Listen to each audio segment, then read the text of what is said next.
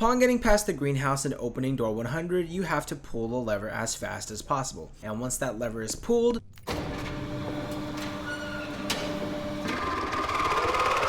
there is no going back.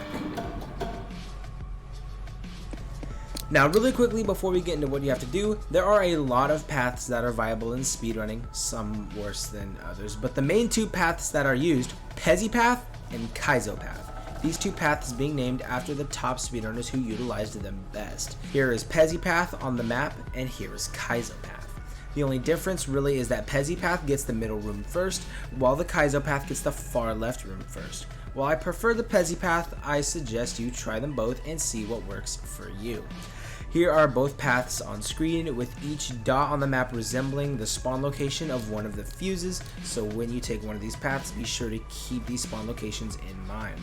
Also, the ideal loadout to have is any light source in the game, at least above 50% durability, and a lockpick. The light source so that you can see the fuses that are otherwise barely visible as the junction is dark, and the lockpick so that you can use it in the box room, since for some reason they changed it to be like this in Hotel Plus. The power box hasn't changed much either. The only difficult part of it is the final sequence where you have to flick every switch on and turn off the ones that have to be off. The reason you have to turn everything on is because there's a mystery number at the end of the third sequence, and it's guaranteed to be on if you do have every single one on. But it takes some getting used to, as sometimes while you're busy flicking on switches, the sequence will play and you can easily miss numbers if you're not paying attention.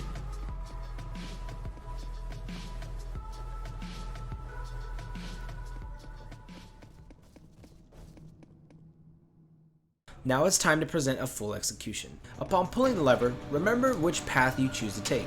Listen out for the fuses, and be sure to use any light source that you have to your advantage so that you can see as much as possible. Once you have finished your path, and believe you've collected all the blocks in the junction, leave the area as quickly as possible.